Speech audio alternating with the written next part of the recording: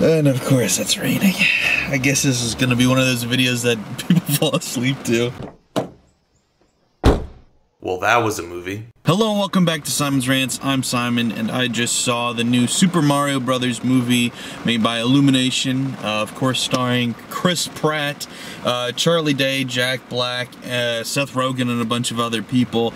And there've already been people talking about it saying, oh, this is a kid's movie, which is kind of funny. It's like, yeah, it's Super Mario, and I get it that like the people that have played the original Super Mario game, they're not kids anymore, but I think a lot of people that are adults were expecting a movie made for them. And there definitely are parts of this movie that are nods to the game, various games actually, and so have a couple of winks and nods at the audience, but this is first and foremost a kids movie. I mean, it's Illumination, the people most known for Despicable Me and Minions. They're the people that made it. Are you surprised? It's extremely childish. It is extremely childish. It's not made for adults, and you know, as somebody born in the 90s, I'm used to kids movies that adult audiences will enjoy too. You know, like my first thought is like The Incredibles. Pretty much any of the early Pixar movies, it's like they're aimed and designed to be enjoyed by kids, but they're just as good, if not even better at times, for adults. And this doesn't fall under that umbrella. This is a kids movie, and it's made for kids, very obviously. So if you're gonna see it being like, man, I can't wait to relive my childhood, it's not really for that. This is for a brand new audience. This is for children who may or may not have played the games yet. Just have that expectation going into it, or don't go see it at all if that's not you. If you're not the right demographic, don't go see it and then complain that it wasn't made for you, because this isn't made for, I guess, a lot of Mario fans, which maybe that's a poor choice, but I'm not really here to decide that. I'm just gonna review the movie for what it is.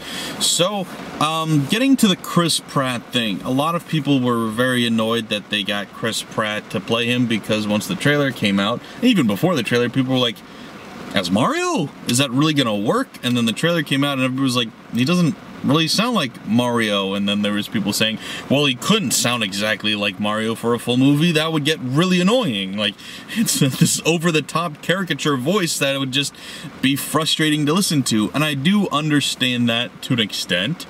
But there have also been like Mickey Mouse movies, you know, full-length Mickey Mouse movies where he's the main character talking the whole time and people just accept it and roll with it. Granted, Mickey Mouse is a character that has fallen out of fashion for obvious reasons, so maybe the same could be said for Mario. But regardless, the way they address that in this is a very quick nod early on in the movie. Mario and Luigi are in the real world as plumbers, and they create a local commercial. And they're talking in that stereotypical voice, and it's part of a bit, it's part of these characters that they're putting on for this commercial, trying to get recognition, trying to get people to notice them and call them for their business. And then they say, oh, was it too much? Was that weird? And then they pan over and there's this other character who's very obviously like the original Mario. Like, he's dressed more like a traditional Mario character and he sounds exactly like Mario. And he's like, no, I think it's perfect, haha! And it's like, well, that was Mickey Mouse. But you get the idea. It's like, it's a Mario character. There's also moments that are nods toward more modern Mario. Like at one point, Bowser is obviously the bad guy, and he's saying, come out here and fight me, you coward.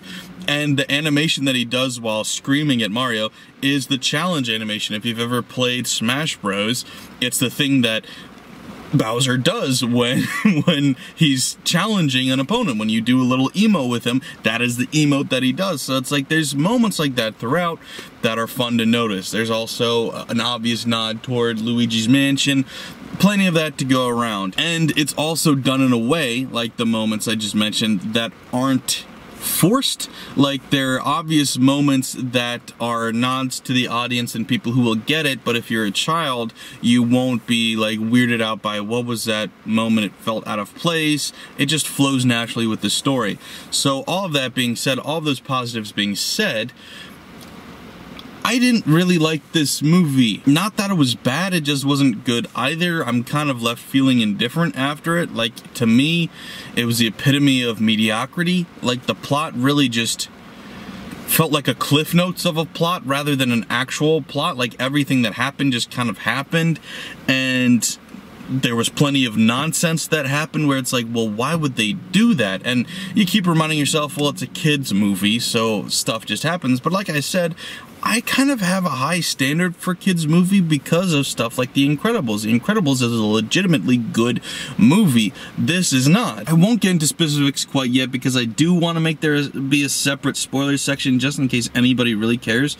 But the plot is so skimmed over, so unimportant, and so nonsensical that it didn't bug me. I was just bored because nothing felt like it mattered at all, except for Bowser. Every time they cut to Bowser, I was like, man, I'm enjoying this. He was so much more interesting and so much more worth watching than anything else going on. All the side characters really were more so than Mario, and part of that is, yeah, Mario is just the typical main character. He's not very interesting. The same thing with Peach too. They're not really interesting characters. Luigi's more interesting. Bowser's more interesting. Even Donkey Kong is more interesting. So when you see these other side characters, you can kind of get invested, kind of be interested. But with Mario, it's like there's just not much there. And I've also heard people say this already, but I will repeat it because it's true.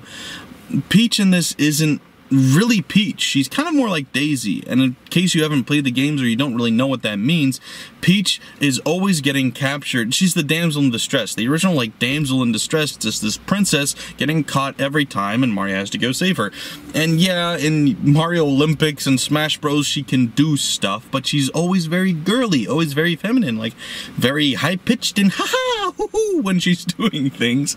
Daisy was the tomboy. Daisy was, you know, a little bit more of like that typical female hero that we see nowadays in movies.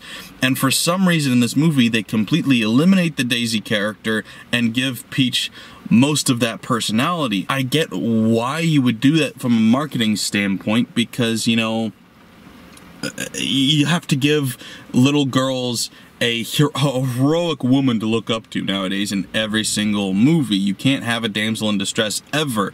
But it's like, how about this?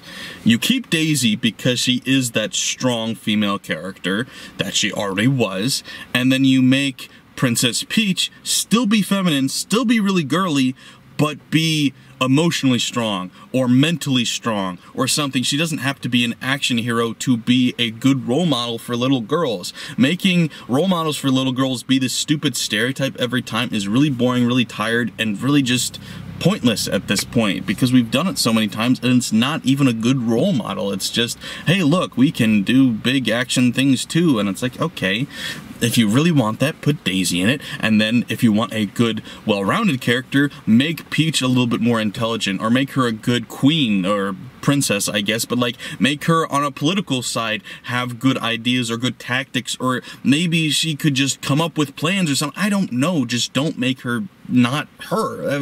It's stupid. I don't like it. Doubling back to the boring thing, I think part of also why Mario is so boring is the voice acting. And it's not like I didn't really hate anything in this movie. There's nothing in this movie I hated. I was just indifferent to most of it. And part of why I was indifferent to Chris Pratt as Mario is because he's just not really a voice actor. And I get so sick and so tired every time we do these high-budget animated movies and we just keep hiring A-list actors instead of actual voice actors. There's a whole different world in voice acting that the regular actors are not accustomed to, and some of them can do it and some of them can't. Like I mentioned, Jack Black, he's phenomenal in this movie. He steals the show. He's so good. And then I thought Charlie Day was also actually pretty good as Luigi. But like Seth Rogen as Donkey Kong didn't fit, wasn't good. Chris Pratt as Mario was fine, but completely forgettable. And it's like, why don't we just get actual people that are good at this? That is their career, instead of just grabbing random big name people and throwing them in there. And I get it.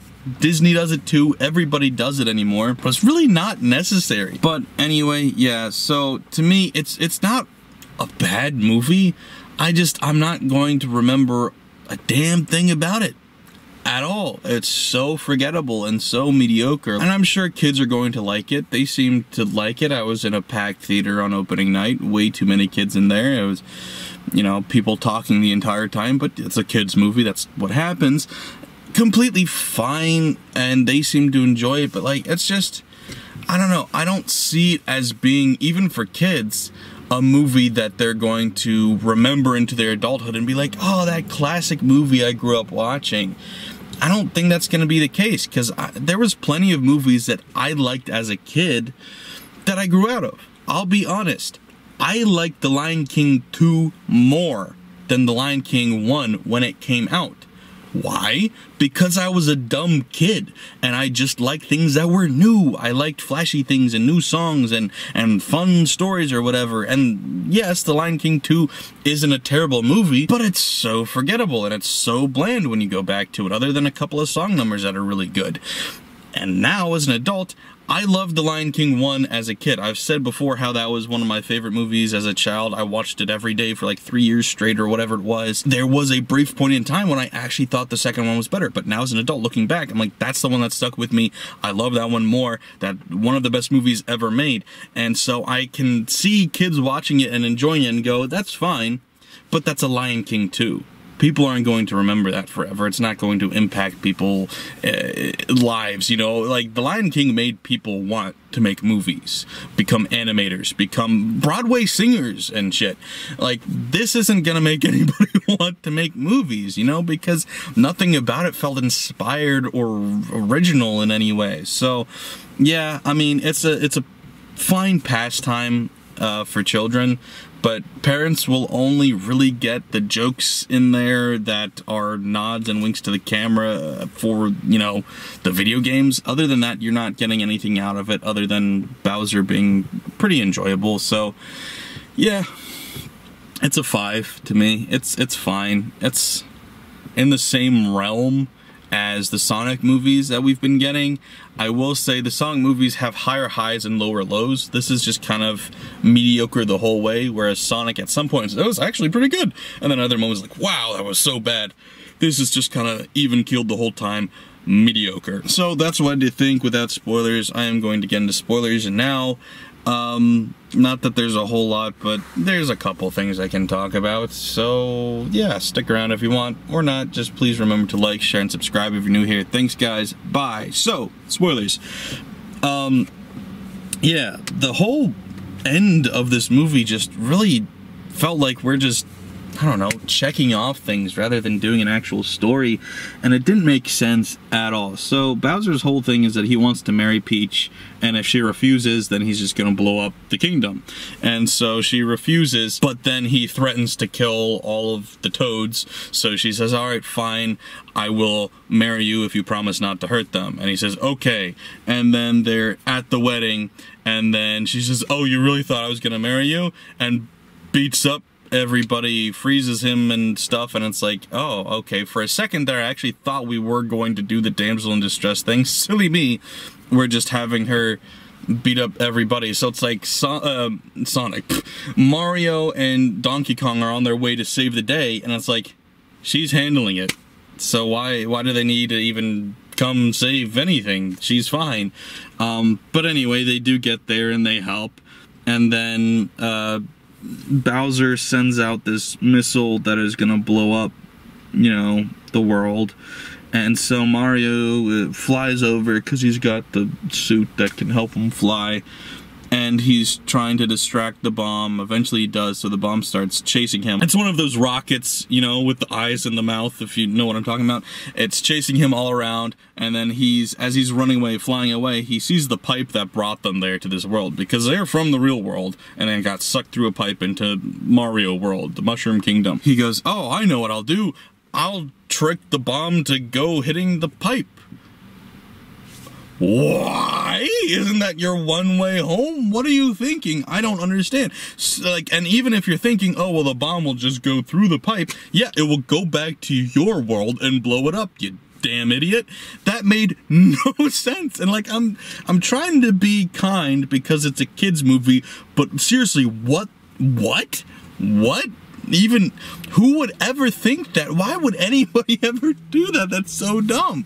And why would anybody write characters to think that way? I don't know. Anyway, so that's what he does. The pipe blows up, and so it just drags pretty much everything from that world over into the real world, so then they have to fight Bowser in the real world. It's also funny that, like I mentioned, like, kids will still probably be able to enjoy it and all, but even during it, like, there was a fatigue. I could tell. Like, I was tired of the movie, before the halfway point, and so was the audience. I could kind of tell. Like, there's this big montage of Mario doing this training exercise thing, and I don't know, it's probably half an hour in, maybe a little bit more, and I was already tapped out by that scene, and I did get brought back in. Like I was mentioning, the side characters make it worth watching again, but there's this long section there where it's just Mario and Peach and Toad, and you're just so disinterested.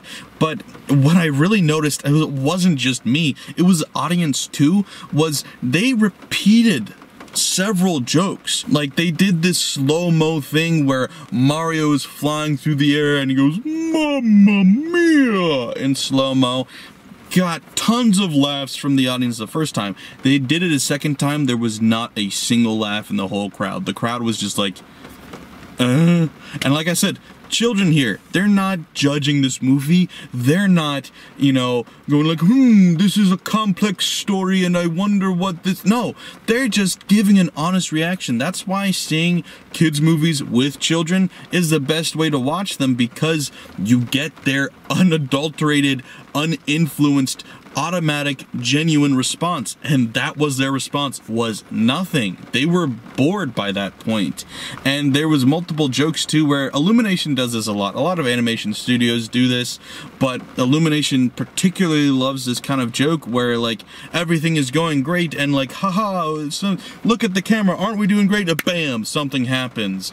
And they did it like 5 times at least in this movie, and once again, people laughed the first couple of times, but they brought it back at the end of this movie and nobody cared. Like, it was during the final fight, Mario and Luigi just got the invincibility star, and so they're just beating up all the bad guys, and then they jump in the air and everybody's like, oh my goodness, because they're back in Brooklyn now, so their family is there and everybody's so proud of them. They're like, they're saving the day, and they're like, yeah, we are, flying through air, and then one of those flowers bites them, but because they're invincible, then they just punch their way back out. So it was like such a tacky, useless version of that joke that didn't even get to land because the timing of it was so botched.